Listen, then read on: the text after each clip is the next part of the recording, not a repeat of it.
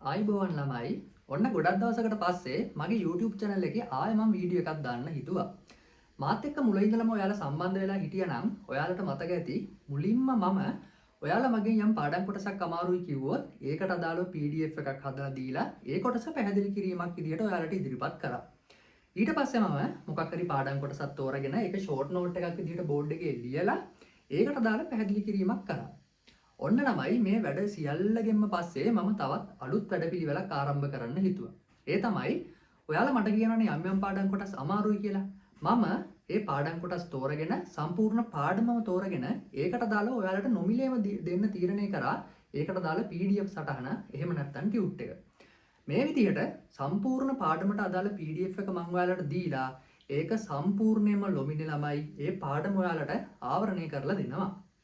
එතකොට මේ විදිහට මම ඔයාලට ආවරණය කරලා දෙන්න හිතපු පළවෙනි පාඩම තමයි 12 ශ්‍රේණියේදී අපිට තියෙන මුදල් හා මූල්‍ය ආයතන පාඩම. එතකොට ඔයාලා මේ වීඩියෝ එක බලන කෙනෙක් නම් මම හිතනවා මේ ඔයාලට මම දෙන PDF එක පුළුවන් නම් print out එක අරගෙන මේ වැඩෙත් එක්ක සම්බන්ධ වෙන්න කියලා. එතකොට ඔයාලට පුළුවන් සම්පූර්ණයෙන්ම A to Z මේ පාඩම මුල ඉඳලම ඉගෙන ගන්න. හරි.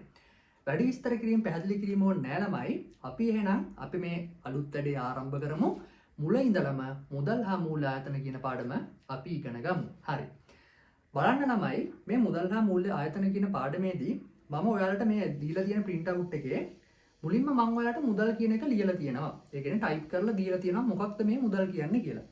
සාමාන්‍යයෙන් කල්පනා කරලා බලන්න අපි එදිනදා භාවිතා කරන මුදල් ගැනනේ සල්ලි නෝට්ටු ගැනනේ ඕකෙන් කියන්නේ. එතකොට මොනවද මේ මුදල් කියන්නේ? සාමාන්‍ය කෙනෙක් ඔයාගෙන් අහුවොත් මොනවද සල්ලි කියන්නේ? මොනවද මුදල් කියන්නේ කියලා ඔයාලා කියයි අපි මොන හරි බඩුවක් මිලදී ගන්න ගිහිල්ලා හුවමාරු කරගන්න අතරමැදි මාධ්‍යයක් කියලා. හැබැයි ළමයි මේ ව්‍යාපාර අධ්‍යයනය කියන විශේෂත්වය තමයි හැම දෙයකම නිර්වචන තියෙනවා. ඒ කියන්නේ ගොඩක් දුරට තියෙන අපි දන්න ප්‍රායෝගික කරුණු. හැබැයි මේ හැම දෙයකටම අපේ සිලබස් එකේ මොකක් හරි නිර්වචනයක් දීලා තියෙනවා. එතකොට මේ මුදල් හා මූල්‍ය ආයතන පාඩම ගත්තාම අපි මුලින්ම අඳුන ගන්න ඕනේ මුදල් කියන දේ.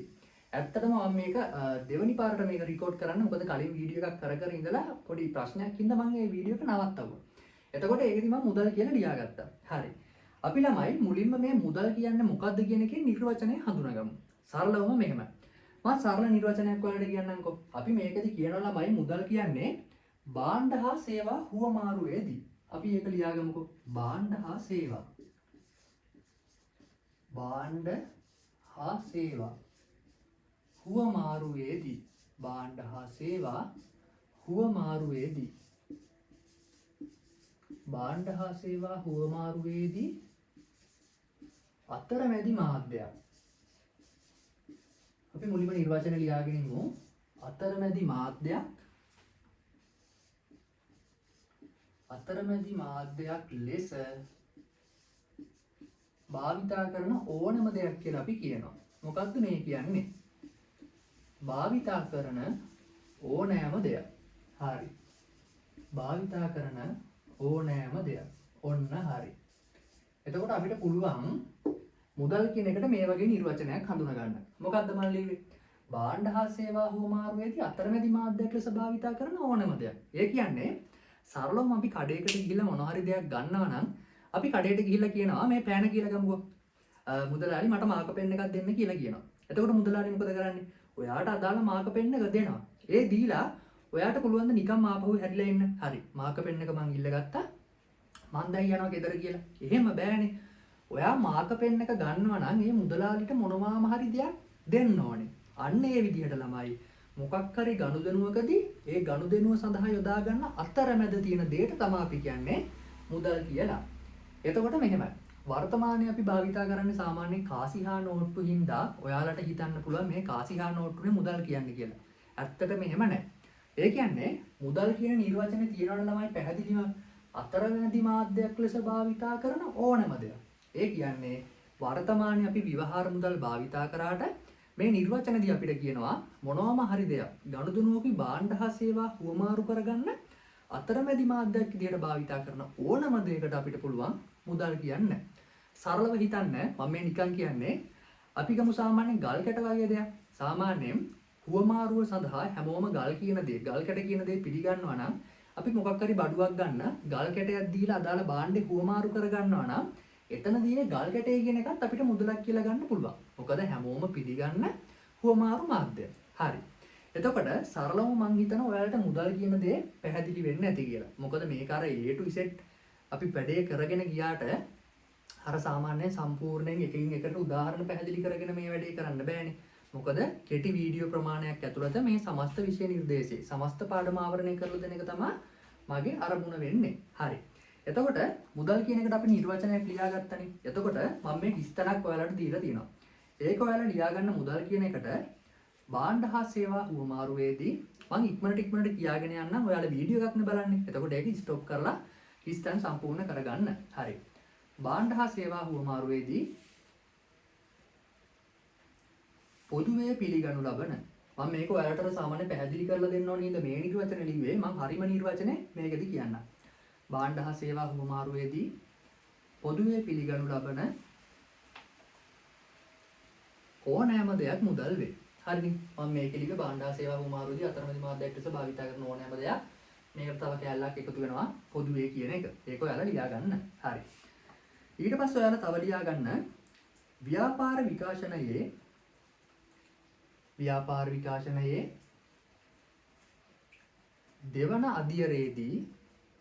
දෙවන අදියරේදී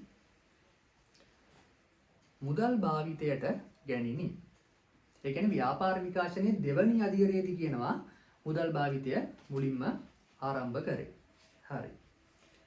ඊට පස්සේ තව මේකදී නෑ මම ඔයාලට පොඩි කැලලක් පැහැදිලි කරලා දෙන්නම්. ඒ තමයි ළමයි මුදල් වල විකාශනය. ඒ කියන්නේ දැන් ඔයාලට මම ඒ වෙලේ කිව්වා සාමාන්‍යයෙන් අපිට ගල් කැට වගේ දෙයක් වුණත් ඕනනම් හුවමාරු මාධ්‍යයක් විදිහට භාවිතා කරන්න පුළුවන් කියලා. ආන් ඒ වගේ මේ මුදල් කියන දේවල් වුණත් ළමයි එකපාරටම විවහාර මුදල්. කාසි හා නෝට්ටු වලට ආවේ නෑනේ. පොඩි දේවල් වලින් පටන්ගෙන ඒවා යම් වෙනස්කම් වලට ඇවිල්ලා තමයි අපි දැන් වර්තමානයේ භාවිතා කරන මුදල් වලට ඇවිල්ලා තියෙන්නේ. එතකොට ඔය මුල ඉඳලා අද අපි භාවිතා කරන විවහාර මුදල් විද්‍යුත් මුදල් දක්වා පරිණාමයට අපි කියනවා මුදල් භාවිතයේ විකාශනය කියලා. එහෙම නැත්නම් මුදලේ විකාශනය කියලා. එතකොට මම ඒක ඔයාලට නෝට් එකේ දීලා නැහැ. හැබැයි මම ඔයාලට ඒක බෝඩ් එකේ ලියලා පැහැදිලි කරන්නම්. හරිද? අපි දැන් බලමු මොකක්ද මේ මුදල් වල විකාශනය කියලා. අපි බලමු මුදලේ විකාශනය. මුදලේ විකාශනය. හරි. මුදලේ විකාශනය. මොකක්ද මේ මුදලේ විකාශනය කියන්නේ? හරි. තමයි අපි කියනවා මුදල් භාවිතයේදී මුලින්ම භාවිතා කරන්නේ ද්‍රව්‍ය මුදල් කියලා. ඒ කියන්නේ මොකද්ද? අර මං කිව්වේ සාමාන්‍ය ගල් කැට වගේ දෙයකින් උනත් භාණ්ඩ හොමාරු කරගන්න පුළුවන් කියලා මුදල් වගේ. ඒ වගේ ඉස්සර අතීත ළමයි කියනවා මුදල් කියලා වර්තමාන මුදල් භාවිතා කරන්න කලින් මුල්ම කාලේ අපේ ආදි මුදුන් මිත්‍ර පාවිච්චි කරාපු ද්‍රව්‍ය මුදල් කියලා. මොනවද මේ ද්‍රව්‍ය මුදල් කියන්නේ? මම එකටම ලියාගෙන ඉන්නම්කෝ ද්‍රව්‍ය මුදල් කියන එක. ඔන්න මම ලියා ගන්නවා ද්‍රව්‍ය මුදල් කියලා. හරි. ද්‍රව්‍ය මුදල්. එතකොට ළමයි මේ ද්‍රව්‍ය මුදල් කියලා කියන්නේ අපි කියනවා ඒ කාලේ ප්‍රධාන වශයෙන්ම භාවිතා කර කියලා සාමාන්‍යයෙන් දුම්කොළ වගේ දේවල්. දුම්කොළ වෙන්න පුළුවන්. එහෙම නැත්නම් මොකක් හරි ලී කොට කෑල්ලක් වෙන්න පුළුවන්. සිප්පි කටු වෙන්න පුළුවන්. ඔය වගේ සාමාන්‍යයෙන් යාළුවට හිතුනොත් මේ දේ මොකක් හරි විශේෂයි කියලා. එහෙම නැත්නම් මොකක් හරි ලස්සන දෙයක් එහෙම දැක්කොත් එයාලා ඒ දේ මොකක් හරි හේතුවකින් හුවමාරු කරන්න භාවිතා කරලා තියෙනවා. සාමාන්‍යයෙන් ඒ කාලේ හැටියට මම හිතන්නේ දුම්කොළ වගේ දේවල් වටිනවා ඇති. සිප්පි කටු හැම සාමාන්‍යයෙන් නිතර දකින්න නැතුව ඇතිනේ. මොකද අර සාමාන්‍ය විරලාසන්න ප්‍රදේශවල සිප්පි කඩු තියෙන්නේ. එතකොට ඒ කට්ටියට හිතෙන්නේ නැති මේ දේ මොකක් හරි වටිනාකමක් තියෙනවා කියලා. එයාලා මුලින්ම මුදල් වෙනුවට හුවමාරු මාධ්‍යයක් විදියට භාවිතා කරනවා කියනවා ළමයි භාවිතා කරා කියන දුම්කොළ වගේ දේවල්. අපි ඒකට උදාහරණ විදියට ලියාගමු. දුම්කොළ ගන්න පුළුවන්. හරි. ඔය ද්‍රව්‍ය මුදල් වල හරිද? දුම්කොළ ගන්න පුළුවන්. ආයේ සිප්පි කටු වගේ දේවල් ගන්න පුළුවන්. සිප්පි කටු. හරි. අපි දැන් ඔය තියෙන මුදල් භාවිතා කරලා ළමයි අපි ඒ කාලේ හිටියනම් අපිත් ඔය දුම්කොළයක් අරගෙන යනවා ඇති, සිප්පි කටුවක් අරගෙන යනවා ඇති. ඒවා ගෙනියලා අපිත් භාණ්ඩ හොමාරු කරගන්න ඇති. හරි.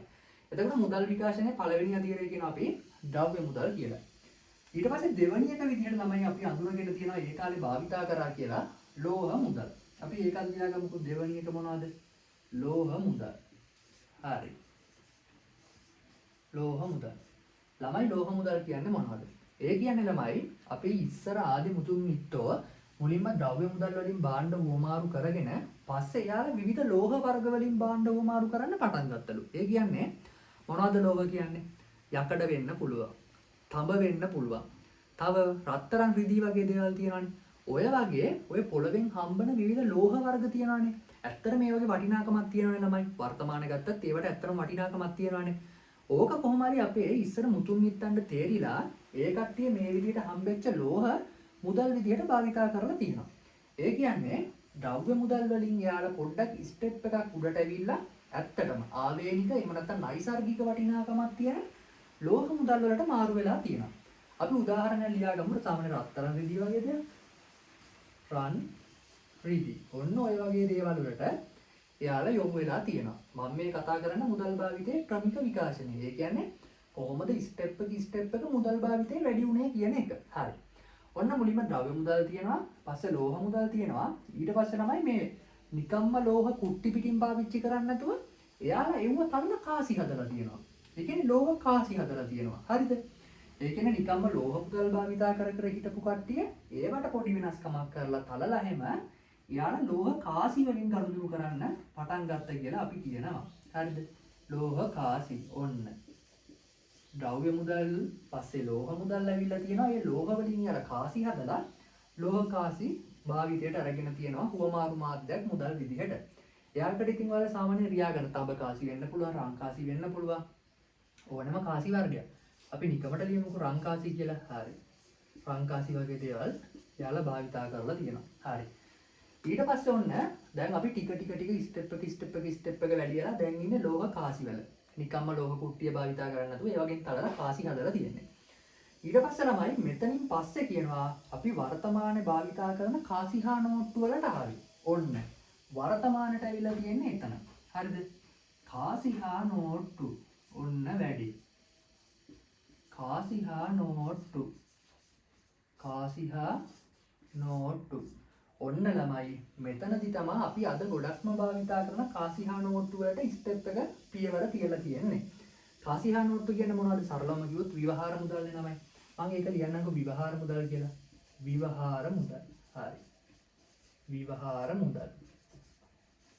ඔන්න හරි විවහාර මුදල් වලට මේ වගේ එකින් එකට ඇවිල්ලා තමයි අද භාවිතා කරන මුදල් වලට ඇවිල්ලා තියෙන්නේ. හරි. ඊට පස්සේ ළමයි දැන් අපි ඇත්තටම අද වර්තමානයේ භාවිතා කරන්නේ කාසි හා නෝට්ටු විතරද? නෑ නේද? එතනින් ස්ටෙප් එකක් දෙකක් ඇවිල්ලා අපි පාවිච්චි කරනවා නේද චෙක්පත්. චෙක්පත් වලින් අපි මුදල් ගෙවන්නේ. ඕවට ළමයි අපි කියනවා බැංකු මුදල් කියලා. මොනවද? බැංකු මුදල් කියලා. ඔන්න තව ස්ටෙප් එකක් උඩට ඇවිල්ලා තියෙනවා බැංකු මුදල්. හරි. කොහොම හිටපු කට්ටියද නේද ළමයිනේ? ඒ කියන්නේ අර නිකන් මේ ද්‍රව්‍ය මුදල් අහුවෙන සිප්පි කෑලි වලින් ගනුදෙනු කරගෙන හිටපු කට්ටිය දැන් එද්දි බැංකු මුදල් දක්වත් වර්ධනය වෙලා තියෙනවා. ඔය සරලවම බැංකු මුදල් කියන්නේ ළමයි ජංගම ගිණුම් වල තියෙන මුදල්. ඒ කියන්නේ චෙක්පත් මගින් ගෙවීම කරද්දි ජංගම ගිණුම් භාවිතා කරන්නේ. අන්න ඒ ගිණුම් වල තියෙන මුදල්. ජංගම ගිණුම් වල ඇති මුදල්. ජංගම ගිණුම් වල පවතින මුදල්. හරි. ජංගම ගිණුම් වල පවතින මුදල්. ඔන්න හරි. ඊට පස්සේ මෙතනමුත් ස්ටෙප් එකක් උඩට ඇවිල්ලා ළමයි වර්තමානයේදී තව දෙයක් භාවිතා කරනවා. බලන්න මුදල් විකාශනය වෙලා තියෙන විදිය. අපි ඒවට කියනවා විද්‍යුත් මුදල් කියලා. මොනවාද විද්‍යුත් මුදල් කියන්නේ?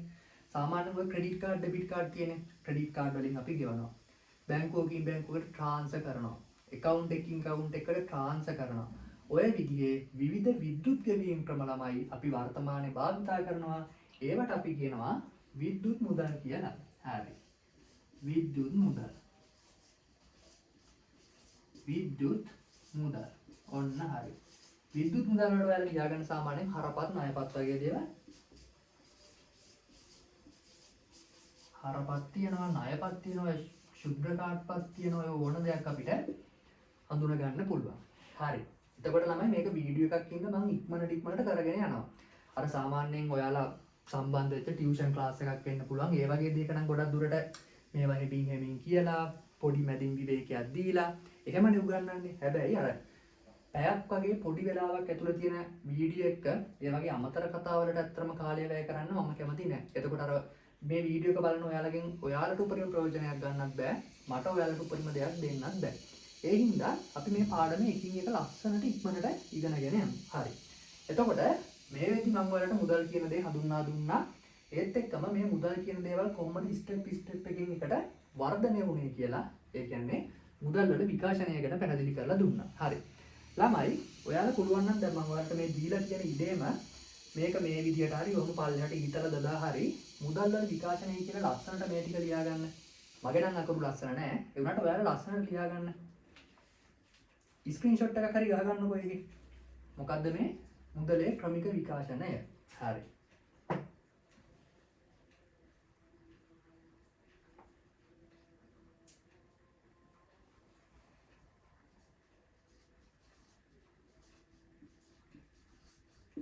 හරි. පොදුවේ කියන එක ඔකත් මම ලිව්වා නැත්තම් වීඩියෝ එක බලන යම් ටියුෂන් ශාස්ත්‍රයේ ඉන්න සර් කෙනෙක් හරි මේක දැක්කොත් හිතයි මම මේ බොරුවට අඩුපාඩුවක් ඇතිව උගන්වනවා කියලා. ඇත්තට මෙහෙම දෙයක් නෙවෙයි මෙතන වෙන්නේ ඉගැන්වීමක් තමයි. අර ඔයාලට යම් උදව්වක් විදියට කරන කටයුත්තක් මේක. හරි. එතකොට ඒකත් හරි. ඊට පස්සේ අපි ඊළඟ එක බලමු. මම ඔයාලට මෙහෙම දීලා තියෙනවා. හුවමාරුව සඳහා මුදලේ අවශ්‍යතාවය. මොකද්ද මම මේ කියලා තියෙන්නේ? අපි පොඩ්ඩක් කියවගෙන බලමු. මම ඔයාලට ටියුට් එකේ දීලා තියෙනවා මෙහෙම. අතීතයේ මුදල් නොමැතිව සිදු වූ සෘජු හුවමාරුව භාණ්ඩ හුවමාරුව නම් වේ. ඇත්තනේ. ඒ කියන්නේ සාමාන්‍ය මුදල් භාවිතයක් නැතුව සෘජුවේම අදාළ දේවල් හුවමාරු කරගත්තා නම් ඒකට කියනවා භාණ්ඩ හුවමාරුව කියලා. ඊට පස්සේ භාණ්ඩ හුවමාරුවේදී විවිධ දුෂ්කරතා පැවතුණි. එබැවින් භාණ්ඩ හුවමාරුව වෙනුවෙන් සෑම දෙනාම පොදුවේ මාධ්‍යයක් අවශ්‍යතාවය පොදු මාධ්‍යක අවශ්‍යතාවය දැනුනි. හරිනේ. කියන භාණ්ඩ හුවමාරුවේදී ඇතිවෙච්ච යම් ගැටලු හින්දා තමයි මේ අතරමැදි මාධ්‍යක හුවමාරු මාධ්‍යක අවශ්‍යතාවය පැන නැගිලා තියෙන්නේ. හරි. ඊට පස්සේ කියනවා ඒ අනුව හුවමාරුව සඳහා මුදල් අවශ්‍ය බව පැහැදිලි වේ. හරි. ඒ කියන්නේ ආය මං කියන්නම් භාණ්ඩ හුවමාරු කරපු අපේ කියන සෘජු හුවමාරු ක්‍රමය තිබ්බනේ. ඔය භාණ්ඩ හුවමාරු ක්‍රමයේදී පැන නැගුණ යම් ගැටලු හින්දා තමයි හුවමාරු මාධ්‍යයක් පොදුවේ පිළිගන්න මාධ්‍යක අවශ්‍යතාවය ඇවිල්ලා තියෙන්නේ. ඒ හින්දා කියනවා මේ ද්‍රව්‍ය මුදල් වෙන්න පුළුවන් ලෝහ මුදල් වෙන්න පුළුවන් ඔය ඕනෑම ආකාරයකට මුදල් වල අවශ්‍යතාවය පැන නැගිලා තියෙන්නේ. හරි. ඒකත් හරිනේ. ඊට පස්සේ ඊළඟ එකේදී මම ඔයාලට ලියා ගන්න දීලා තියෙනවා මුදලේ කාර්යය. මොනවද? මුදලේ කාර්යයන් ගැන. හරි. ළමයි මේ සිලබස් එකේදී අපිට මුදල් වල කාර්යයන් ප්‍රධාන ආකාර 4කට අඳුන ගන්න පුළුවන්. ඒ කියන්නේ මුදලේ ප්‍රධාන කාර්යයන් 4ක් අපිට අඳුන ගන්න පුළුවන්. අපි ඒවත් එකින් එක පොඩ්ඩක් පැහැදිලි කරගෙන යම් බලන්න.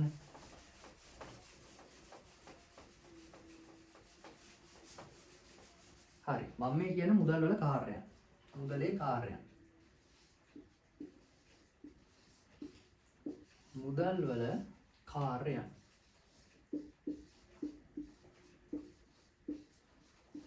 හරි.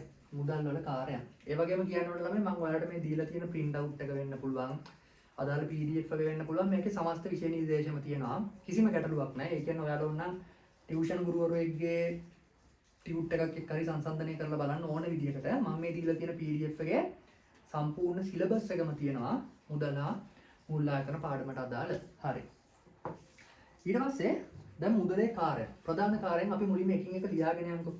පළවෙනි එක ලියන්න ළමයි විනිමය මාධ්‍යයක් ලෙස කටයුතු කිරීම. පළවෙනි කාර්යය. විනිමය මාධ්‍යයක් ලෙස කටයුතු කිරීම. විනිමය මාධ්‍යයක් ලෙස කටයුතු කිරීම. හරි.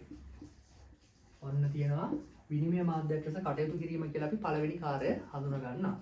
ළමයි අපි කාර්යයන් 4 ලියාගෙන යමු. මොකද ඊට එහා පිටුවේ මම ඔයාලට මේ 4 වෙන වෙනම දීලා පැහැදිලි කිරීම දීලා තියෙනවා. හරි. පළවෙනි එක විනිමය මාධ්‍යයක් ලෙස කටයුතු කිරීම කියලා කියද්දී දෙවෙනි එක අපි කියනවා වටිනාකම ගැනීමේ මිනුම් දණ්ඩක් ලෙස කටයුතු කිරීම කියලා. ඒක ලියා ගන්නකො. වටිනාකම මැනීමේ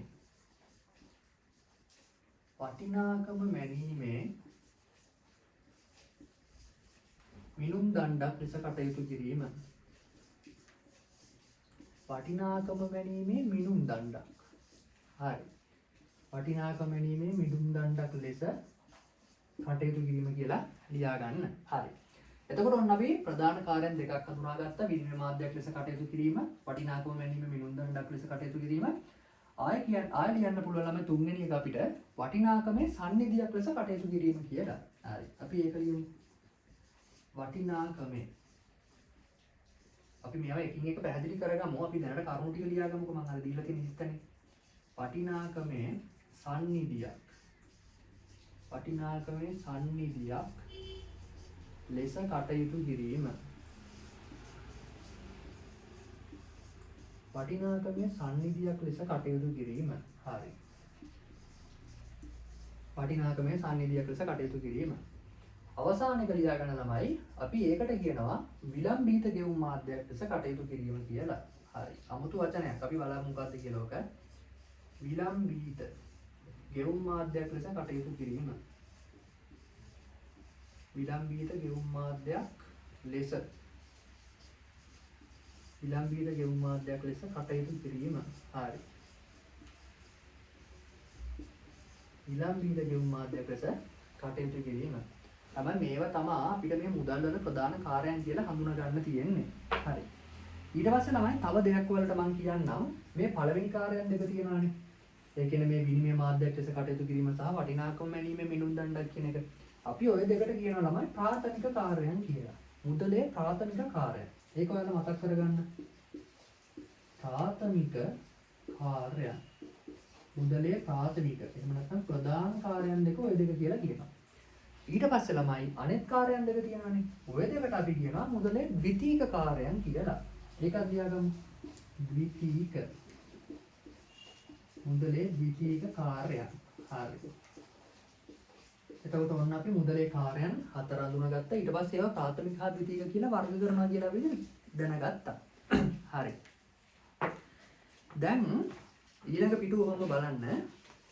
ඊළඟ පිටුවේ ළමයි ඔන්න මම මේ හතර වෙන වෙනම දීලා තියෙනවා. එතකොට දැන් අපිට තියෙන්නේ මේ හතර වෙන වෙනම මොනවද කියලා ඉගෙන ගන්න මතක් කරගන්න. හරි. පළවෙනි එක බලන්න මම දීලා තියෙන ළමයි වලට වටිනා විනිමය මාධ්‍යයක් ලෙස කටයුතු කිරීම කියලා. විනිමය මාධ්‍යයක් ලෙස කටයුතු කිරීම. ළමයි මොකක්ද මේ විනිමය මාධ්‍ය ලෙස කටයුතු කරනවා කියන්නේ? සරලවම විනිමය මාධ්‍යයක් කියන එකේ තේරුම තමා ළමයි හුවමාරු මාධ්‍ය. එහෙම නැත්නම් අතරමැදි මාධ්‍ය. ඒ කියන්නේ කිසියම් භාණ්ඩ හෝ සේවා හුවමාරු කර ගැනීමේදී අතරමැදියෙක් ලෙස කටයුතු කරන එකට තමයි අපි කියන්නේ විනිමය මාධ්‍යයක් ලෙස කටයුතු කරනවා කියලා. අතරමැදියෙක් ලෙස කටයුතු කරනවා එහෙම නැත්නම් හුවමාරු මාධ්‍යයක් ලෙස කටයුතු කරන එකට. එතකොට ඔයාලා ලියා ගන්න විනිමය මාධ්‍යයක් ලෙස කටයුතු කිරීම කියන එකට භාණ්ඩ හා සේවා හුවමාරුවේදී හිස්තැනේ ලියා ගන්න. භාණ්ඩ හා සේවා හුවමාරුවේදී අතරමැදියෙක් වශයෙන් කටයුතු කිරීම. භාණ්ඩ හා සේවා හුවමාරුවේදී අතරමැදියෙක් ලෙස කටයුතු කිරීම. හරි. ඕක තමයි මේ විනිමය මාධ්‍යයක් ලෙස කටයුතු කරනවා කියන්නේ. ඊට පස්සේ මම තව විස්තර ටිකක් දීලා තියෙනවා බලන්න. ඒවා කියවද්දී වලට පැහැදිලි වෙනවා. නැතොත් භාණ්ඩ හා සේවා මිල ගෙවන්නේ මුදල් මගින්. තේරෙනවනේ සාමාන්‍ය භාණ්ඩ හා සේවා මිල දී ගන්න අදාළ ගෙවීම් කටයුතු කරන්නේ මුදල් මගින් කියලා තමයි ඒකෙන් කියන්නේ. ඊට පස්සේ ආයෙ කියනවා උදාහරණයක් බලන්න. නිදසුන් සාමාන්‍ය රුපියල් 100ක අයිස්ක්‍රීම් එකක් මිලදී ගැනීම. සරලයි. ඔයා කඩේට ගිහිල්ලා අයිස්ක්‍රීම් එකක් ඉල්ලනවා. ඒකේ වටිනාකම රුපියල් 100නේ. ඒ රුපියල් 100 ගෙවන්න ඔයාලා දෙන්නේ මුදල්. ඒ අදාළ ගනුදෙනුවේ හුවමාරුව විදිහට මුදල් දීලා තමයි ඔයාලා අදාළ අයිස්ක්‍රීම් එක මිලදී ගන්නෙ. හරි. ඊට පස්සේ තව තියෙනවා හුවමාරු මාධ්‍යයක් ලෙස මුදලේ ඇති වැදගත්කම කියලා. බලන්න කියවලා. භාණ්ඩ හුවමාරු ක්‍රමයේ ඇති දුර්වලතා පිටු දැක හුවමාරු කාර්යක්ෂම කිරීම. හරිනේ. මම කිව්වා භාණ්ඩ හා සේවා හුවමාරු කරගද්දී යම් ගැටලු ඇති වුණා. ඒවා නැති කරගෙන භාණ්ඩ හුවමාරු කාර්යක්ෂම කරගන්න මේක භාවිතා කරවුවා කියලා එකෙන් කියන්නේ. හරි. ආයෙ තියෙනවා ගනුදෙනු පිරිවැය අඩු කිරීම. ඒක ඇත්තනේ. සාමාන්‍ය මුදල් වගේ දෙයකින් හුවමාරු කටයුතු කරගෙන යද්දී අර ද්‍රව්‍ය මුදල් හරහා හුවමාරු වුණා වගේ නෙවෙයිනේ. ඇත්තම පිරිවැයවම කරගන්න හැකියාව තියෙනවා. ඊට පස්සේ රැගෙන යාමේ පහසුව. ඇත්තනේ ළමයි හිතන්නේ සාමාන්‍ය මොකක් හරි ගෙවීමක් කරන්න ඔයාලට සිප්පි කටු වගේ දේවල් තනින් තනට ගෙනියන්න වුණොත් ඇත්තම ප්‍රායෝගිකව නැහැ. ඒක ඇත්තම කරන්න බැරි දෙයක් නේ. හැබැයි මේ විනිමය මාධ්‍යයක් ලෙස කටයුතු කරන එකේ ළමයි රැගෙන යාමේ පහසුව අපිට ඇති වෙලා තියෙනවා. හරි. ඒකේ අන්තිම එක තියෙනවා කුඩා හා විශාල ඒකකවලට බෙදීමේ පහසුව. ඇත්තනේ ළමයි. සාමාන්‍යයෙන් හුවමාරු මාධ්‍යයක් විදිහට මුදල් භාවිතා කරනවා නම් ඕනෑම ගෙවීමක් කරන්න පොඩි පොඩි කොටස් වලට බෙදලා අදාළ ගෙවීම කරන්න පුළුවන්. හරි. එතකොට මම හිතනවා සාමාන්‍යයෙන් ඔයාලා පාඩම් කරලා ඇති ගොඩක් කට්ටිය මේ වීඩියෝ එක බලද්දී අනිවාර්යයෙන්ම පාඩම් කරපු යමක් කමක් දැනුමක් තියෙන අයනේ මේ වීඩියෝ එක බලන්නේ. එතකොට ඔයාලට මේ කරුණු ආයෙ මතක් කරගන්න ඇති කියලා. ඊට පස්සේ අපි බලමු දෙවනි කාර්යය. වටිනාකම මැනීමේ මිනුම් දණ්ඩක් ලෙස. මොකක්ද මේ වටිනාකම මැනීමේ මිනුම් දණ්ඩක් ලෙස කියන්නේ? මෙහෙමයි. සාමාන්‍යයෙන් දැන් හිතන්න අර වෙඩ ඔයාලා කඩේට ගිහිල්ලා රුපියල් 100ක් දීලා අයිස්ක්‍රීම් එකක් ගන්නවා නම් ඔය අයිස්ක්‍රීම් එක රුපියල් 100යි කියන නියම කරේ මොනවා වගේද? රුපියල් 100යි කියලා නියම කරේ මොනවා වගේද? සල්ලි වලින් නේද? අයිස්ක්‍රීම් එකක් දෙන්න ගාන කීයද? රුපියල් 100යි. රුපියල් 100යි. අන්න ඔය වගේ ළමයි භාණ්ඩ හා සේවා වලට ගාන මෙච්චරයි.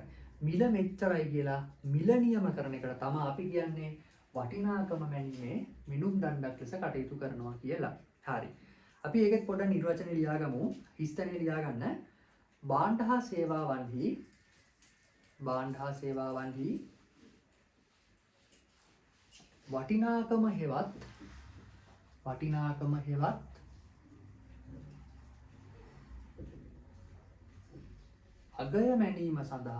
වටිනාකම හෙවත් අගය මැනීම සඳහා මුදල් භාවිතා කිරීමයි. හරිනේ භාණ්ඩ හා සේවාවල වටිනාකම එහෙම නැත්නම් අගය මනින්න මුදල් භාවිතා කරන එක. හරි. ඊට පස්සේ මම තව කොටසක් දීලා තියෙනවා බලන්න. මේ මිල නම් වේ. හරිනේ සාමාන්‍ය මිල කරනවා කියන්නේ ඒකනේ. ඊට පස්සේ මේ මගින් ගිණුම් තැබීම පහසු වී ඇති නිසා මේ ගිණුම් ඒකකයක් ලෙස හඳුන්වයි. හරි. ඒ කියන්නේ සාමාන්‍ය උදාහරණයක් දීලා තියෙනවා සාමාන්‍ය කමිසයක් රුපියල් 2500කට මිල නියම කිරීම. අර අයිස්ක්‍රීම් එක රුපියල් 100යි කියන වගේ කමිසයක් රුපියල් 1000යි කියලා මිල නියම කරන්නේ මේ අදාළ කාර්යය මගින්. හරි. ඊට පස්සේ තියෙනවා වටිනාකම මැනීමේ මිනුම් දණ්ඩක් ලෙස මුදලේ ඇති වැදගත්කම. ඒ කියන්නේ මේ කාර්යයේ මොනවද වැදගත්කම කියලා. බලන්න. ගිණුම් කරණයට පහසු වීම, අසමාන වත්කම් වල වටිනාකම් සංසන්දනාත්මකව පෙන්눔 කළ හැකි වීම, ගනුදෙනු පහසු වීම. ඒ ටික හරි. මම හිතනවා දැන් ඔන්න පළවෙනි කාරණා දෙක ගැන ඔයාලට මතක් වෙන්නේ නැති හොඳ අවබෝධයක් ඇති කියලා. ඊට පස්සේ අපිට තියෙන අපේ තුන්වෙනි කාර්යය. බලන්න වටිනාකමේ සම්නිධියක් ලෙස කටයුතු කිරීම.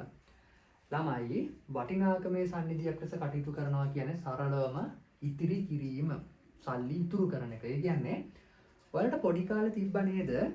අර මේ ඉසුරු දාන එකට පස්සේ තමයි මට මතක තියෙන්නේ සිසු දාන එක දෙන්නේ.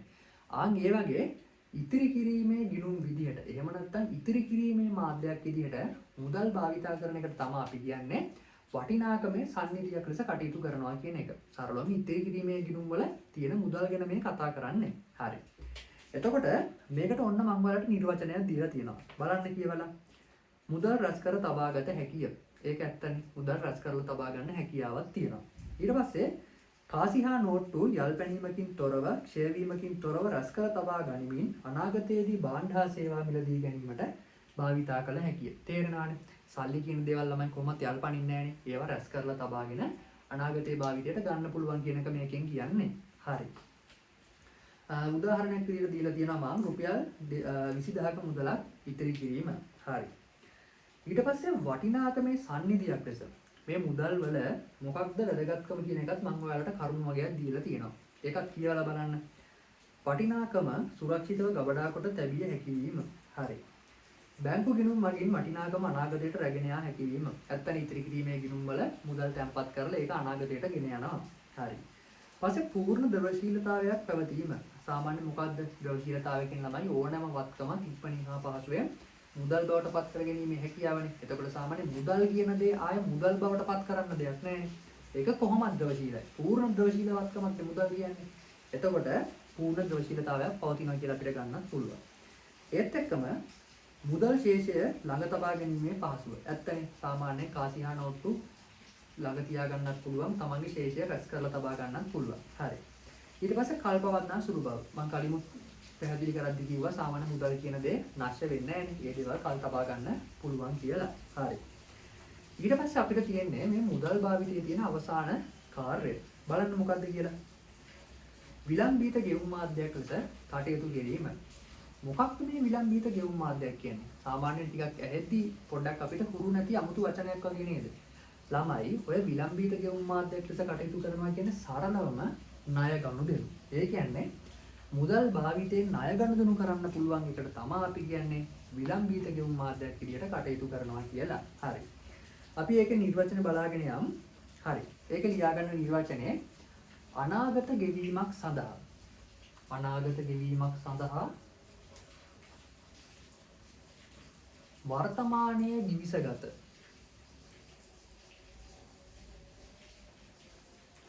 හැකි බවයි. අනාගත මුදල් ගෙවීමක් සඳහා වර්තමානයේ දිවිසගත හැකි බවට අපි කියනවා විලම්භීත ගෙවුම් මාධ්‍යයක් විදියට කටයුතු කරනවා කියලා. සරලවම මෙහෙමයි. හිතන්න ඔයාලා කඩේකට ගිහලා ණයට බඩු ගන්නවා කියලා. ඒ කියන්නේ ඔයාලා කව කඩේකට ගියාම අතේ සල්ලි නැහැ. ඔයාලා කියනවා මුදලාලි අද නම් මගේ අතේ සල්ලි නැහැ. හැබැයි මම මේ අදාළ දවසක ඔයාලට මුදල් දෙන්නම් කියලා. එතකොට අර ඔයා අනාගතයේ දවසක දෙයි කියන පොරොන්දුව මත ණයට මුදලාලි ඔයාලට බාණ්ඩ දෙනවා. අන්න ඒ ණයට කටයුතු කරන අදාළේ පහසුකම සපයන දෙයක් විදිහට අපි කියනවා මුදල් වලට විලම්භීත ගෙවුම් මාධ්‍යක කාර්ය කටයුත්ත ඉටු කරනවා කියලා. සරලවම ණයට ගනුදෙනු කරන එක. හරි. ඊට පස්සේ මම තව විස්තරයක් දීලා තියෙනවා. එනම් ඉදිරි දිනකදී මුදල් ගෙවීමේ කොන්දේසි යටතේ භාණ්ඩ හා සේවා මිලදී ගත හැකි බව. සරලයින් සරලවම ණයට ගනුදෙනු කරන එක. හරි. පස්සේ ඊළඟ පිටුව බලන්න නිදසුනක් විදියට 2027 ජනවාරි මාස රුපියල් 10000කට මිලදීගත් භාණ්ඩ තොගයක් සඳහා 2026 මාස මුදල් ගෙවීමට ගිවිස ගන්න පුළුවන්. හරිනේ. ඒ කියන්නේ සාමාන්‍යයෙන් මේ වර්තමාන 2026 නේ. අපි අද භාණ්ඩ තොගයක් ණයට ගන්නවා 2027 මුදල් ගෙවන්නම් කියලා. හරි. ඊට පස්සේ මම ඒකේ දීලා තියෙනවා විලම්භීත ගෙවුම් මාධ්‍යයක් ලෙස මුදල් වල වැදගත්කම මොනවද කියලා. බලන්න කියවලා. අනාගතයේ කෙරෙන ගෙවීම් මැනිය හැකි වීම. හරි. පොලිය සහිත ණය බේරුම් කළ හැකි වීම, අනාගත ගෙවීම් පිළිබඳ වාර්තා තබා ගැනීම පහසු වීම, ණය පදනම මත භාණ්ඩ හා සේවා ලබාගත හැකි වීමෙන් ව්‍යාපාර කටයුතු මෙන්ම පාරිභෝගික ජීවන ගුණාත්මක භාවයද වර්ධනය වීම කියලා මම දීලා තියෙනවා. හරි.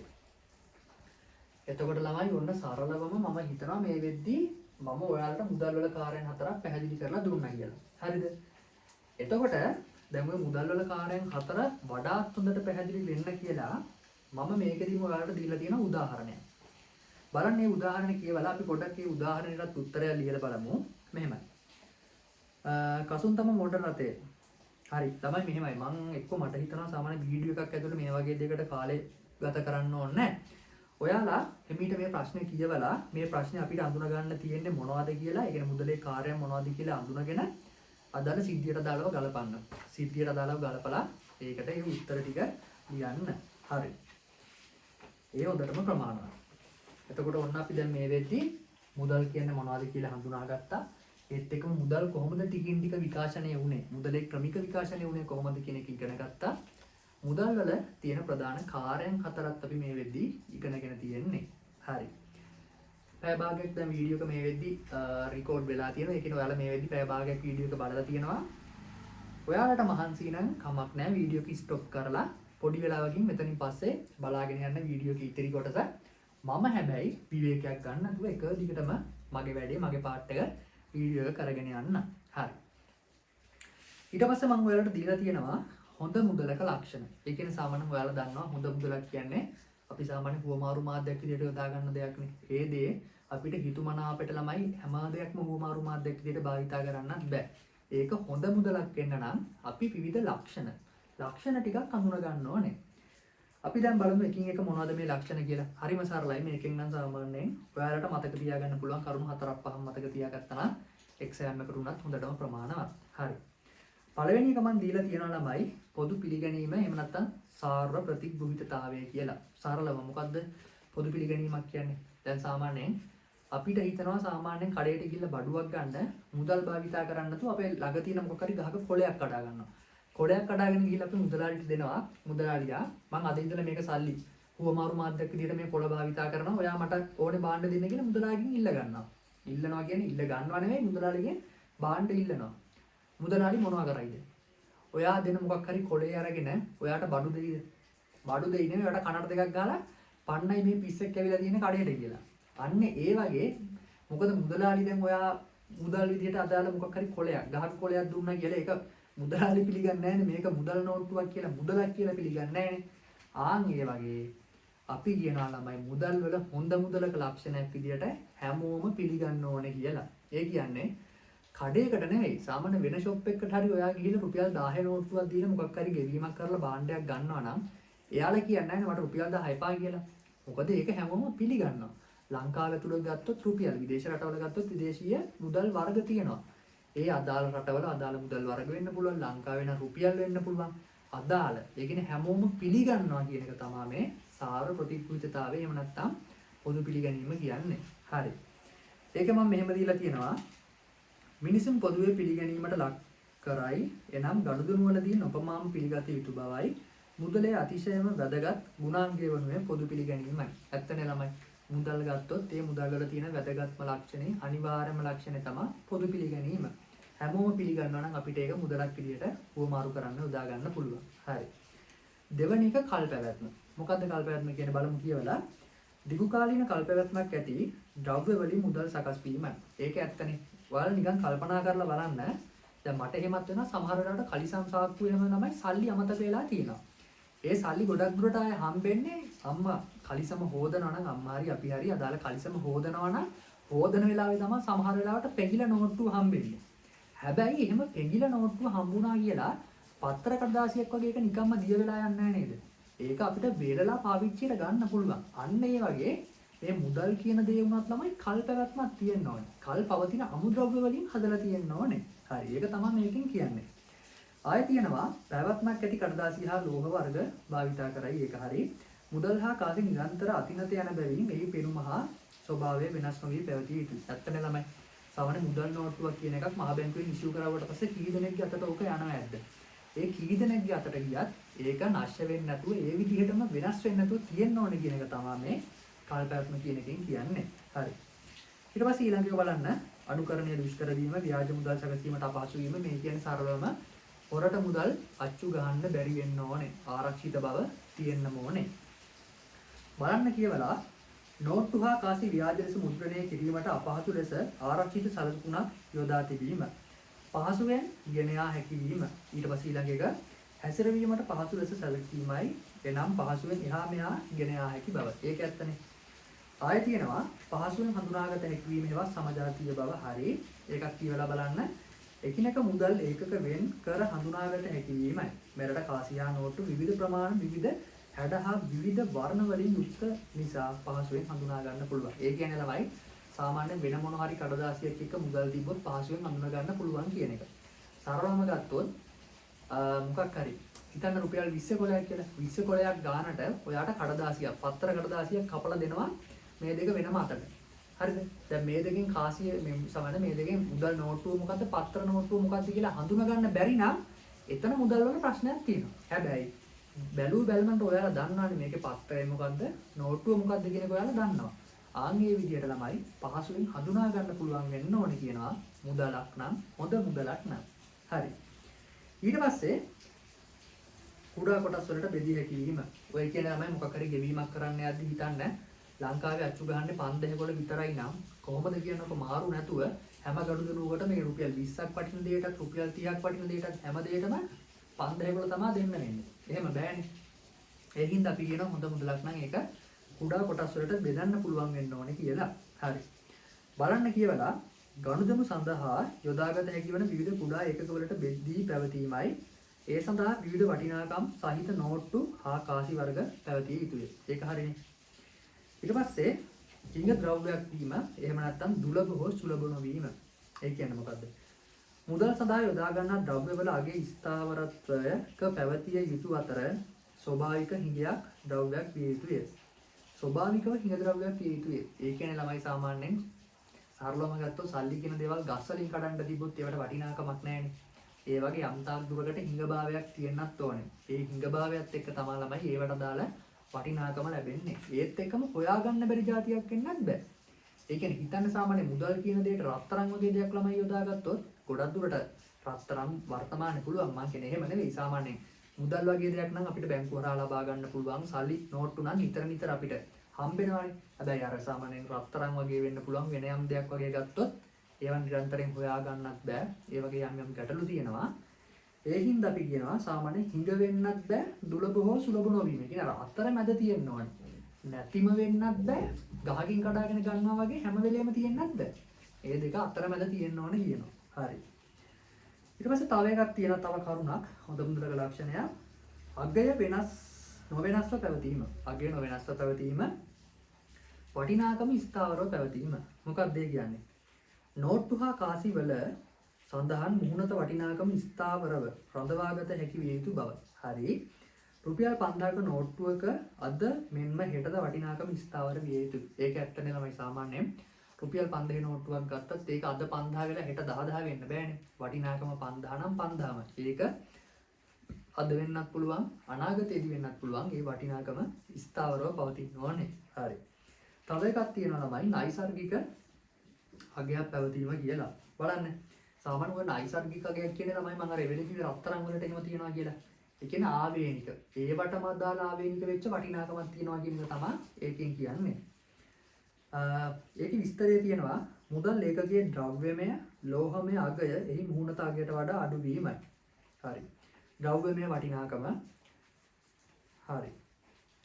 නයිසර්ගික අගයක් පැවතීම තේරෙනවනේ සාමාන්‍යයෙන් ඒකට යම් මුදල් වලට නිශ්චිත වටිනාකමක් තියෙනවා කියන එක. එතකොට ඔය දැන් අපි ඔයාලත් එක්ක දැන් මම ඔය කතා කරමු සාමාන්‍ය හොඳ මුදලක තියෙන ලක්ෂණයන්නේ. ඔයාලා හොඳටම මතක තියාගන්න. හොඳ මුදලක ලක්ෂණවල ළමයි ඇහුවොත් MCQ එකකට වගේ මෙම ලක්ෂණ වලින් හොඳ මුදලක පැවතිය යුතු ප්‍රධානම ලක්ෂණය මොකක්ද කියලා ඔයාලා අනිවාර්යයෙන්ම මතක තියාගන්න පොදු පිළිගැනීම. ඒ කියන්නේ අපි මේ කතා කරපු ලක්ෂණ වලින් ළමයි මුදල් වල තියෙන්න ඕනේ අනිවාර්ය ප්‍රධානම ලක්ෂණය තමයි පොදු පිළිගැනීම. හරි. එතකොට ඔන්න ඔය විදිහට ළමයි හොඳ මුදලක තියෙන්න ඕනේ ලක්ෂණ ගැනත් මම ඔයාලට පැහැදිලි කරලා දුන්නා. නෝට් එකත් එක්ක බලාගෙන ගියා. හරි. ඊට පස්සේ අපිට තියෙන්නේ මොකද්ද? ඊට පස්සේ ළමයි අපිට තියෙන්නේ මුදල් වර්ග ගැන කතා කරන්න. හරිද? මුදල් වර්ග ගැන කතා කරන්න. ඒකෙත් මම බෝඩ් එකේ ලියන්න යන්නේ නැහැ. මොකද මම නෝට් එක ලස්සනට දීලා තියෙනවා මුදල් වර්ග ගැන. හරි. අපි එහෙනම් ඉක්මනට මුදල් වර්ගات එකින් එක බලාගමු. බලන්න. පළවෙනි එක මම ඔයාලට දීලා තියෙනවා නම් මුදල් වර්ග විදිහට ව්‍යවහාර මුදල්. මොනවද ව්‍යවහාර මුදල් කියන්නේ? සරලවම ව්‍යවහාර මුදල් කියන්නේ ළමයි අද අපි වර්තමානයේ භාවිතා කරන කාසිහා නෝට්ටු. එතකොට ඕවට තව අපි කියනවා ළමයි වළංගු මුදල් කියලා කියනවා. වළංගු මුදල් කියලා කියනවා. ආය නියෝග මුදල් කියලා කියනවා. තව ආඥා මුදල් කියලා කියනවා. වළංගු මුදල් තියෙනවා, නියෝග මුදල් තියෙනවා, ආඥා මුදල් තියෙනවා. ඔය ඔක්කොම කියන්නේ ව්‍යවහාර මුදල් වලට. හරි. අපි දැන් බලමු මේකේ දීලා තියෙන නිර්වචනය. බලන්න කියවලා මූල්‍ය අධිකාරියේ නියෝග මත නිකුත් කරන. ඒ කියන්නේ මහ බැංකුව වෙන්න පුළුවන් මූල්‍ය අධිකාරියේ නියෝග මත නිකුත් කරන කාසිහා නෝට්ටු මෙලෙස හඳුන්වනවා. හරි. ව්‍යවහාර මුදල් වළංගු මුදල් ලෙසට හඳුන්වන අතර මේ වාගේ ද්‍රවශීලතාවයේ 100%යි. ද්‍රවශීලතාවය කියන්නේ මොකද්ද? ඉක්මනින් හා පහසුවෙන් කිසියම් වත්කමක් මුදල් බවට පත් කර ගැනීමේ හැකියාව. මුදල් බවට පත් කර ගැනීමේ හැකියාව. මුදල් වල මොනවද ළමයි අය මුදල් බවට පත් කරන්න තියෙන්නේ? ඒ නිසා තමයි අපි කියන්නේ මුදල් කියන්නේ පූර්ණ ද්‍රවශීල වත්කමක් කියලා. හරි. ඊට පස්සේ ව්‍යවහාර මුදල් ගැන සාමාන්‍යයෙන් දැන් වලට අවබෝධයක් තියෙන උදාහරණ විදිහට ලියා ගන්න. කාසිහා නෝට්ටු. අපි වර්තමානයේ භාවිතා කරන්නේ කාසිහා නෝට්ටු ලියා ගන්න පුළුවන්. ඊට පස්සේ දෙවැනි එක තමයි ළමයි බැංකු මුදල්. මම ඒ වෙලෙත්තර ඔයාලට මතක ඇති සාමාන්‍යයෙන් අර මුදලේ විකාශනය ගැන පැහැදිලි කරලා දෙද්දි බැංකු මුදල් කියන එක කිව්වා. හරි. බලන්න ඒකෙත් මම ඔයාලට යම් පැහැදිලි කිරීමක් දීලා තියෙනවා. ඒකේ කියනවා මේ විදිහට. වාණිජ්‍ය බැංකු පවත්වාගෙන යන ඉල්ලුම් තැන්පතු. ඒ කියන්නේ ජංගම ගිණුම්. ඒවත් ජංගම ගිණුම් වල ශේෂය බැංකු මුදල් කියලා කියනවා. මම හිතනවා පැහැදිලිලා කියලා. චෙක්පත් මගින් ගනුදෙනු කරනවා නම් ඒ චෙක්පත් වලට අදාළ මුදල් තියෙන ගිණුම් වලට අපි කියනවා ජංගම ගිණුම් කියලා. ඔය ජංගම ගිණුම් වල තියෙන මුදල් වලට ශේෂයන්ට තමයි අපි කියන්නේ බැංකු මුදල් කියලා. හරි. ඊට පස්සේ තියෙනවා මේවා මුදල් ගෙවීම් කටයුතු කරන්නේ චෙක්පත් හරහාය. ඒක හරිනේ. විවහාර මුදල් මෙන් ද්‍රවශීලතාවය 100%ක් නැතත් ආසන්න වශයෙන් ආසන්න මුදල් වලට වඩා ද්‍රවශීලතාවයෙන් යුක්ත වෙනවා කියලා තියෙනවා. හරි. ආසන්න මුදල් වලට වඩා ද්‍රවශීලතාවයෙන් යුක්තයි කියලා තියෙනවා. හරි. අපි ඊළඟට බලමු මොකක්ද ආසන්න මුදල් කියන්නේ කියලා. මේකේ උදාහරණ වලට දීලා තියෙනවා වාණිජ්‍ය බැංකු වල පවතින ජංගම ශේෂයන්ගේ මුදල්. ඒක පැහැදිලිනේ ඒක ලියා ගන්න. වාණිජ්‍ය බැංකු වල පවතින ජංගම ගිණුම් වල ඇති මුදල් කියලා ලියා ගන්න. හරි. ඊට පස්සේ ඔන්න කතා කරන්න තියෙනවා තුන්වෙනි එක ආසන්න මුදල් ගැන. බලන්න කියවලා. විවහාර මුදල් මෙන් 100% ද්‍රවශීලතාවයෙන් යුක්ත නොවු. ඒ කියන්නේ සාමාන්‍යයෙන් 100% ද්‍රවශීල නැහැ. හරි. ඒත් වටිනාකමේ සංනිධියක කාර්ය ඉටු කරනු ලබන පහසුවෙන් මුදල් බවට පත් කරගත හැකි වත්කම්. තමයි වටිනාකමේ සංනිධියක් කියන්නේ මොකද්ද? ඉතිරි කිරීමේ මාධ්‍යයක් විදිහට කටයුතු කරන එක නේද වටිනාකමේ සංනිධියක් කියන්නේ. දැන් මේකේ කියනවා මේ ආසන්න මුදල් කියන ඒවා ළමයි පූර්ණ ද්‍රවශීල නැහැ. ඒ කියන්නේ සම්පූර්ණයෙන්ම මුදල් විදිහට විවහාර මුදල් විදිහට පවතින්නේ නැහැ. හැබැයි ඒවා මේ තුන්වෙනි කාර්යය ඉටු කරනවා කියන වටිනාකමේ සම්නිධියක් ඉතිරි කිරීමක් ලෙස කටයුතු කරනවා කියනවා. මොකක්ද ඒ කියන්නේ? බලන්න කියවලා ඉටු කරන ලබන පහසුවෙන් හරියි. ඒ කියන්නේ සරලවම මෙහෙම. මොකද්ද? මේක 100%ක් මුදල් නෙවෙයි. අපි පාවිච්චි කරන විවහාර මුදල් නෙවෙයි. හැබැයි වටිනාකමේ සම්නිධියක් විදිහට කටයුතු කරනවා. ඒ කියන්නේ ඉතිරි කිරීමේ මාධ්‍යයක කටයුත්ත කරනවා. ළමයි මේ කියන්නේ අපි දන්න ඉතිරි කිරීමේ ගිණුම් වල තියෙන මුදල්. කාලීන තැන්පතු වල තියෙන මුදල්. එතකොට භාණ්ඩාගාර බිල්පත් වගේ වෙන්න පුළුවන්. ඔය වගේ අපි ඉතිරි කරන්න යොදා ගන්න විවිධ වත්කම් තියෙනවානේ. ඒවට තමයි අපි කියන්නේ ඉතිරි කිරීමට දාගෙන මූලාශ්‍රය. ඒවට තමයි අපි කියන්නේ මොකක්ද? ආසන්න මුදල් කියලා. හරි. එතකොට ඒක අපිට ඕන උදාහරණ වල ලියා ගන්න පුළුවන් ඉතිරි කිරීමේ තැන්පතු තියෙනවා. කාලීන තැන්පතු තියෙනවා. වාණිජ පත්‍රිකා, භාණ්ඩාගාර බිල්පත් ඒ වගේ දේවල් ලියා ගන්න පුළුවන්. හරි. අතක තියාගන්න සාමාන්‍යයෙන් පූර්ණ ද්‍රවශීල නැහැ. හැබැයි අර ඉතිරි කිරීමේ අදාළ කාර්යය ඉටු කරනවා කියනවා. හරි. ඊට පස්සේ තියෙනවා හතරවෙනි එක ඉක්මනට අපි මේ ටික කතා කරගෙන යමු. එතකොට වීඩියෝ එක බලන කෙනෙක්ට උපරිම ප්‍රයෝජනයක් ගන්න පුළුවන් යාළගේ කාලෙන්. මටත් මේ වැඩේ පහසුවෙන් කරගෙන යන්න පුළුවන්. හරි. ඊට පස්සේ විද්‍යුත් මුදල්. මොනවද ළමයි වර්තමානයේ මං කිව්වා මුදල් විකාශනයේ අවසාන අදියර තමයි විද්‍යුත් මුදල් කියන්නේ. අපි බලමු කියවලා ඒකේ තියෙනවා මෙහෙම. තොරතුරු හා ඩිජිටල් තාක්ෂණයේ ප්‍රතිඵලයක් ලෙස බිහි වී ඇති දේශීය මෙන්ම ජාත්‍යන්තර ගනුදෙනුවලදී ගෙවීම් සඳහා යොදා ගන්නා මුදල්. මොනවද ළමයි? ඕකට අපි කියනවා තොරතුරු හා ඩිජිටල් තාක්ෂණයේ ප්‍රතිඵලයක් විදිහට කියනවා මේ විද්‍යුත් මුදල් බිහි වෙලා තියෙන්නේ. හරි. ඊට පස්සේ විද්‍යුත් මුදල් යටතේ ළමයි අපි තව කතා කරනවා විවිධ විද්‍යුත් මුදල් වර්ග. ඒ කියන්නේ සාමාන්‍ය විද්‍යුත් මුදල් කියන්නේ තනි වර්ගයක්, තනි ඒකකයක් නෙවෙයි. විවිධ විද්‍යුත් මුදල් වර්ග තියෙනවා. හරි. අපි බලමු මොනවද අපිට හම්බෙන විද්‍යුත් මුදල් කියලා එකින් එකට. හරි. ඒකෙත් මම හිස්තැන් වලට ඉඩ දීලා තියෙනවානේ. හිස්තැන් වල ඉඩ දීලා තියෙනවා ලියා ගන්න පුළුවන්. පළවෙනි එක ලියා ගන්න හරපත් කියලා. පළවෙනි එක ලියා ගන්න හරපත් කියලා. හරි. ළමයි සරලවම හරපතක් කියන්නේ මෙහෙම. ඔයාලට බැංකු ගිණුමක් ඇතිනේ. මහජන බැංකුව වෙන්න පුළුවන්, පීපල් බැංකුව වෙන්න පුළුවන්. ඔය ඕනෑම බැංකුවක ඔයාලට බැංකු ගිණුමක් ඇති ඔයාලගේ නමට. ඒකේ දාන්න ඔයාලගේ සල්ලිනේ. ණයට ගත්තේ නෙවෙයි ඔයාලගේ සල්ලි තියෙන්නේ. මොකද ඔයාලගේ ගිණුම. අන්න ඒ ඔයාලගේ ගිණුමෙන් ළමයි ගෙවීම් කරන්න කාඩ්පතක් හඳුනා දෙනවා. ඒකට අපි කියනවා හර කාඩ්පත කියලා. ඔන්න ඔය විදිහට ළමයි විද්‍යුත් මුදල් යටතේ අපි ගන්න පළවෙනි එක තමයි හරපත කියන්නේ. ඒ කියන්නේ කිසියම් බැංකු ගිණුම් හිමියෙක්ට එයාගේ බැංකු ගිණුමේ තියෙන මුදල් වලින් ගෙවීම් කරන්න බැංකුව හඳුන්වා දෙන කාඩ්පතට අපි කියනවා හරපත කියලා. ඒක අපි හඳුනා ගන්නවා පළවෙනි විද්‍යුත් මුදල විදිහට. මේක මම විස්තරයක් දීලා තියෙනවා මේ විදිහට.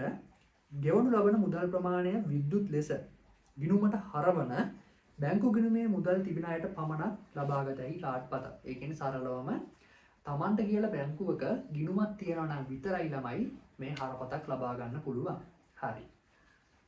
පස්සේ දෙවෙනි විද්‍යුත් මුදල බලන්න ණයපතක්. ළමයි සරලවම ණය කාඩ්පතක් එහෙම නැත්නම් වීසා කාඩ් එකක්, ක්‍රෙඩිට් කාඩ් එකක් කියන්නේ මොකද්ද? ඔයාලා ගාවත් ඇති, ඔයාලගේ දෙමව්පියෝ ගාවත් සමහර විට ඇති. ළමයි වීසා කාඩ් එකක් කියන්නේ මෙහෙම. වීසා කාඩ් එකක් පාවිච්චි කරන්න ඔයාලට බැංකු ගිණුමක් තියෙන්නම ඕනේ නැහැ. ඔයාලට තියෙන්නේ බැංකුවට ගිහිල්ලා මට ණය කාඩ්පතක් හදාගන්න ඕනේ, ක්‍රෙඩිට් කාඩ් එකක් හදාගන්න ඕනේ කියලා අදාළ අවශ්‍යතා ටික සම්පූර්ණ කරලා එයාලට බාර දීලා කාඩ්පත හදාගන්න. මේකෙදි වෙන්නේ ළමයි කිසියම් ඒ කියන්නේ බැංකුවකින් නිකුත් කරන්නේ. ඒ බැංකුව අදාළ කාඩ්පතේ වටිනාකම කිසියම් මුදලකට නියම කරනවා. උපරිම 50000ක් දක්වා වෙන්න පුළුවන්, ලක්ෂයක් දක්වා වෙන්න පුළුවන්. මේ විදිහට නියම කරනවා. නියම කරලා අදාළ මුදල් ප්‍රමාණය දක්වා ඉක්මවා නොයන තාක් අදාළ මුදල් ප්‍රමාණය දක්වා තෝරාගත් ආයතන වලින්, ඒ කියන්නේ සාමාන්‍යයෙන් ක්‍රෙඩිට් කාඩ් වලින් ගෙවන්න පුළුවන් ආයතන වලින් භාණ්ඩ ගන්න ඔයාලට අවස්ථාව සපයලා දෙනවා. ඒ කියන්නේ ඔයාලා ඒකට සල්ලි දාලා නැහැ. බැංකුව විසින් රුපියල් 50000ක් කියලා හිතන්නකෝ. ඔයාලට රුපියල් 50000ක් දක්වා ණයට ගන්න කාඩ් එකක් දෙනවා. ඔයාලට තියෙන්නේ රුපියල් 50000 ඉක්මවලා ගන්න බෑ. 50000ක් දක්වා කාඩ්පත දීලා ඔයාලට අවශ්‍ය බඩු භාණ්ඩ මිලදී ගන්න. ඕක තමයි සරලවම ණය කාඩ්පතකින් වෙන්නේ. මේකේ තියෙනවා සාමාන්‍ය බැංකුව ගිණුමක් නොමැති වුවද ණය වශයෙන් භාණ්ඩ හා සේවා ලබා ගැනීම සඳහා මෙන්ම මුදල් ලබා ගැනීම සඳහාද භාවිතා කරයි. සාමාන්‍ය ප්‍රධාන වශයෙන් ණය කාඩ්පතක් නිකුත් කරන්නේ ළමයි භාණ්ඩ මිලදී ගන්න. හැබැයි අපේ ලංකාවේ අය ගොඩක් කට්ටිය කරන්නේ දැන් අපි ගෙදර උනත් අම්මලා වුණත් ගොඩක් දුරට ඒක ගැන අවබෝධයක් නැහැ. එයාලා කරන්නේ ඒකෙන් සල්ලි ගන්න එක. ඒ කියන්නේ මොකක් හරි සල්ලි අවශ්‍යතාවයක් වුණොත් බාණ්ඩ ගන්නෙ නැහැ. ණය කාඩ්පත දාලා සල්ලි ගන්නවා. සල්ලි අරගෙන පස්සේ ඒක ගෙවනවා. ණය කාඩ්පතක් දුන්නා කියලා මේ ඔයාලට ආය ණය දෙන්න නැතුව ඉන්න බෑ. ඒ කියන්නේ ණයට බාණ්ඩ ගන්න අවස්ථාව ලබා දෙනවා. හැබැයි යම් පොලියකුත් එක්ක ඔයාලා ඒක බැංකුවට ආපහු ගෙවන්න ඕනේ. ඒක තමයි ණය කාඩ්පතක් කියන්නේ. ලංකාවේ ගත්තොත් සාමාන්‍යයෙන් වීසා කාඩ් තියෙනවා, මාස්ටර් කාඩ් තියෙනවා. තව ලංකාවේ බලවත්ම ණය කාඩ්පතක් තමයි ඇමරිකන් එක්ස්ප්‍රස් එක. කියන්නේ මම අහලා තියෙන විදිහට ඔය ඇමරිකන් එක්ස්ප්‍රස් කියන කාඩ්පතේ ළමයි ලිමිට් එකක් නැහැ. ලිමිට් එකක් නැහැ ඕන තරම්. ඕන ප්‍රමාණයක් දක්වා ණයට බාණ්ඩ ගන්න හැකියාව සලසලා දීලා තියෙනවා ඇමරිකන් එක්ස්ප්‍රස් කාඩ් එකෙන්. හරි. ඊට පස්සේ තුන්වෙනි විදුලි මුදල් වර්ගය. ඒක තමයි ළමයි ලියා ගන්න පෙර ගෙවුම් කාඩ්පත්. පෙර ගෙවුම් කාඩ්පත්. සරලවම මෙහෙම. පෙර ගෙවුම් කාඩ්පත් කියන්නේ ළමයි අපිට මොකක් හරි සේවාවක් ලබා ගන්න ඕන නම් අපි ඊට කලින් ෂොප් එකකට වෙන්න පුළුවන්, කඩේකට වෙන්න පුළුවන්. අපි කලින් ගිහිල්ලා සල්ලි දීලා ඒ කාඩ් එක මිලදී ගන්න ඕනේ. සරලවම ගත්තොත් ළමයි ෆෝන් එකට දාන ෆෝන් කාඩ් එක තියෙන ඩේටා කාඩ් එක වෙන්න පුළුවන්, සල්ලි කාඩ් එකක් වෙන්න පුළුවන්. ඒක අපි කඩේට ගිහිල්ලා සල්ලි දීලා ඒ කාඩ් එක ගන්න ඕනනේ. ඒකේ වටිනාකමට අන්න ඒකට තමයි අපි කියන්නේ පෙර ගෙවුම් කාඩ්පතක් කියලා. මේකේ තියෙනවා මෙහෙම කලින් මුදල් ගෙවා ලබාගත හැකි කාඩ්පත් විශේෂයක් කියලා. සරලව මේක මතක තියාගන්නකො. අපිට මොකක් හරි සේවාවක් ලබා ගන්න ඕන නම් අපි අදාළ සේවාව සපයන තැනට ගිහිල්ලා සල්ලි දීලා ඒකට දාලා කාඩ්පතක් මිලදී ගන්නවා. හොඳම උදාහරණේ ටෙලිෆෝන් කාඩ්පත. ඒකට තමයි අපි කියන්නේ පෙර ගෙවුම් කාඩ්පතක් කියලා. හරි. ඊට පස්සේ ආයෙ තියෙනවා ස්මාර්ට් කාඩ්පත. ළමයි ඔය ස්මාර්ට් කාඩ්පත කියන එකට මම පැහැදිලි කිරීමක් නම් දීලා නැහැ. ළමයි ස්මාර්ට් කාඩ්පත කියන්නේ මෙහෙම එකක්. ඒකෙදී සාමාන්‍යයෙන් අර හිතන්නකො ඔයාලා මොකක් හරි කඩේකට හරි ගිහිල්ලා පර්ස් එක ඇදලා ඔයාලා සල්ලි දෙනවා. ඔයාලගේ ගාණ රුපියල් 1000යි නම් ඔයා රුපියල් 1000යි කියලා 10 නෝට්ටුවක් දෙනවා. හිතන්න දැන් ඔයා ගාම සල්ලි තියෙන කෙනෙක් නම් අවුලක් නැහැ. ඔයාලගේ පර්ස් එකේ රුපියල් 50000ක් විතර හැම වෙලේම තියෙනවා. ඔයාලට හොඳට සල්ලි තියෙනවා. ඔය ස්මාර්ට් කාඩ් එක කියන එකේදී වෙන්නේ ළමයි ඕක e-wallet එකක්. විද්‍යුත් මුදල් පසුම්බියක් කියලා හඳුන්වනවා. ඒ කියන්නේ ඔයාලට පුළුවන් ඔයාලා ගාව තියෙන සල්ලි බැංකුවට ගිහිල්ලා බැංකුවේ තැන්පත් කරලා කාඩ් එකක් ගන්න ඒ වටිනාකමට අදාළව. ඒ කියන්නේ හිතන්න ඔයා ගාව රුපියල් 50000ක් තියෙනවා. ඔයා රුපියල් 50000 ගිහිල්ලා බැංකුවේ තැන්පත් කරලා ස්මාර්ට් කාඩ් පතක් ගන්නවා. ඊට පස්සේ ඔයාට මොකක් හරි ගෙවීමක් කරන්න ඕන වුණාම ඔයාට ඕනේ නැහැ ළමයි සල්ලි ගෙනියන්න. ඔයාට තියෙන්නේ බැංකුවෙන් අරගත්ත කාඩ් පතින් ඔයාට අදාළ ගෙවීම කරන්න. එතකොට මොකක් හරි ගෙවීමකදී මුදල් වල ආරක්ෂිත බවක් තහවුරු වෙනවා. මොකද සම්පූර්ණ සල්ලි ඔයාලට ගෙනියන්න අවශ්‍ය වෙන්නේ නැහැ. ඒ වගේම රැගෙන යන්නත් පහසු වෙනවා. ගෙවීම ගැනත් විශ්වාසවන්තයි. ආයෙ කෙනෙක්ට ගෙව්වේ නැහැ කියන්නත් බෑ. මොකද බැංකුව හරහානේ ගෙවීම වෙන්නේ. එතකොට ආරක්ෂිත බව සහතික වෙනවා. ඔන්න ඔය වගේ. තමන් ගාව තියෙන මුදල් බැංකුවේ තැන්පත් කරලා ලබා ගන්න කාඩ් පතක් කරා ගෙවනවා නම් අපි ඒකට කියනවා මොකද්ද? විද්‍යුත් කාඩ් පතක් කියලා. විද්‍යුත් කාඩ් පතක් කියලා. හරි. එතකොට මම හිතනවා ළමයි මේ වෙද්දි ඔයාලට මුදල් වර්ග ගැනත් ආය මුල ඉඳලා මතක් වෙන්නේ නැති කියලා. හරි. ඊට පස්සේ චුට්ටක් ඒක එහා පැත්තේ පිටුව කියවලා බලන්න ඔය ගමම ඒකේ මන් දීලා තියෙනවා මෙහෙම. ශ්‍රී ලංකා මහ බැංකුවේ බඩේලත් ණය කාඩ්පත් වර්ග. මම ඔයාලට කිව්වේ විවිධ ණය කාඩ්පත් වර්ග. ආන් ඒව ගැන තමයි මම දීලා තියෙන්නේ. වීසා කාඩ් තියෙනවා, මාස්ටර් කාඩ් තියෙනවා, ඇමරිකන් එක්ස්ප්‍රස් කාඩ්පත තියෙනවා. එතකොට ඒවට අදාළව මම ළමයි ඔයාලට පැහැදිලි කිරීමක් විස්තරයක් දීලා තියෙනවා. ඔයාලට පුළුවන් ඒ ටිකත් කියව ගන්න. හරි. ඊට පස්සේ ඒකත් එක්කම ළමයි අපි තව ප්‍රධාන වැදගත් කොටසක් කතා කරන්න ඕනේ. ඒ තමයි මේ කාඩ්පත් මගින් ගෙවීම් කිරීමට පහසු කිරීම සඳහා සපයා ඇති සේවාව. ඒ කියන්නේ මෙහෙමයි ළමයි. බැංකුව වෙන්න පුළුවන්, ආයතනයක් වෙන්න පුළුවන්, කාඩ්පතක් නිකුත් කරපු පමණින් ගෙවීම් කරන්න බෑනේ. ඒත් එක්කම ඒකට දාලා වටපිටාවක් හදන්න ඕනේ. යටිතල පහසුකම් සපයන්න ඕනේ. ආන් ඒ වගේ මේකදී අපි කතා කරනවා මේ කාඩ්පතක් මගින් ගෙවීම් කරන්න. ඒකට දාලා පහසුකම් මොනවද තියෙන්නේ වර්තමාන වෙද්දී ආයතන විසින් සපයා දීලා කියලා. බලන්න පළවෙනි එක තියෙනවා ස්වයංක්‍රීය ටේලර් යන්ත්‍ර. ඒ කියන්නේ ATM යන්ත්‍ර. ඇත්තනේ. කාඩ් පතක් තියෙන කෙනෙක් ගොඩක් දුරට Tamanට අවශ්‍ය මුදල් ගන්න මොකෙන්ද? ATM එකෙන්. ඒ වගේ පහසුකම් ස්ථාපනය කරලා තියෙනවා. පස්සේ ස්වයංක්‍රීය තැන්පතු යන්ත්‍ර ADM එක තියෙනවා. චෙක්පත් තැන්පතු යන්ත්‍ර CDM එක තියෙනවා. ටෙලි බැංකු පාසුකම් තියෙනවා. අන්තර්ජාල බැංකු පාසුකම් අදාළ කටයුතු තියෙනවා. ඒත් එකම ටෙලිවිෂන් බැංකු පාසුකම් තියෙනවා. ඔන්න ඕව තමා ළමයි මේ කාඩ්පත් මගින් ගෙවීම් කරනවා නම් අදාළ ආයතන විසින් සපයලා තියෙන සේවාවන්. අදාළ ගෙවීම් පහසු කරගන්න. හරි. එතකොට පැයකට ආසන්න ප්‍රමාණයක් ඔන්න ළමයි මම වීඩියෝ එකකින් ඔයාලට අදාළ කටයුතු අදාළ කාර්යයන් කිහිපයක් පැහැදිලි කරලා දුන්නා. මොනවද අපි කතා කරේ? මේ වීඩියෝ එකෙන් මම ඔයාලට මුදල් කියන එක හඳුන්වා දුන්නා. ඒකේ නිර්වචනය හඳුන්වා දුන්නා. ඊට පස්සේ මුදල් කොහොමද අතීතයේ ඉඳලා වර්තමානය දක්වා විකාශනය වුණේ කියන එක අපි කතා කරා. ඊට පස්සේ මුදල් ගත්තාම මුදල් වල තියෙන ප්‍රධාන කාර්යයන් 4ක් අපි අඳුනගත්තා. ඒවා එකින් එක උදාහරණත් එක්ක මම පැහැදිලි කරලා දුන්නා. ඊට පස්සේ තව හොඳ මුදලක් ගත්තොත් ඒ වගේ ලක්ෂණ මොනවද කියලා හඳුනාගත්තා. ඊට පස්සේ තව ගත්තොත් විවිධ මුදල් වර්ගත් ඒවට අදාළ යම් යම් උදාහරණත් එක්ක හඳුනාගත්තා. විද්‍යුත් මුදල් ගැන කතා කරා. ඊට පස්සේ තව මේ අවසාන වශයෙන් විද්‍යුත් ගෙවීම් හරහා ගෙවීම් කරන්න මොනවද සපයලා දීලා තියෙන පහසුකම් කියන දේවලුත් අපි හඳුනාගත්තා මතක් කරගත්තා. හරි. එතකොට තමයි මගේ වීඩියෝ සීරීස් එකේ පළවෙනි වීඩියෝ එක මම අද මෙතනින් නවත්තනවා. පැයකට අදාළ ආසන්න කාලයක් වීඩියෝ එක කරානේ. එතකොට ඊළඟ වීඩියෝ එකෙන් මම ඔයාලට මේ මුදල් වල නෛතික වළංගුභාවය කියන තැන ඉඳලා ඉස්සරහට පැහැදිලි කරලා දෙන්නම්. එතකොට අද මගේ පළවෙනි දවසේ හින්දා යම් අඩුපාඩු තියෙන්නේ නැති, වටපිටේ සද්ද බද්ද හෙන්නේ නැති, සමහර විට නොදැනුවත් හෝ මගේ අතින් යම් වැරද්දක් පොඩි සුළු වැරද්දක් හරි වෙන්නේ නැති, කතා කරන කියන දේක වැරද්දක් වෙන්නේ නැති, ඔය වගේ මොනම හරි අතපසු වීමක් වුණා නම් අඩුපාඩුවක් තිබ්බනම් ඒ දේවල් වලටත් ඔයාලගෙන් සමා වෙන්න කියලා මම ඉල්ලා සිටිනවා. එහෙනම් ළමයි අපේ මේ මුදල් හා මූල්‍ය ආයතන පාඩමේ ඉතිරි කොටස අපි මේ විදිහට පොඩි වීඩියෝ වලින් සාකච්ඡා කරගමු. එහෙනම් ඊළඟ වීඩියෝ එකෙමුත් අපි ඉක්මනටම හමු වෙමු. ඔයාලා හැමෝටම සුබ ජයග්‍රාහී දවසක්.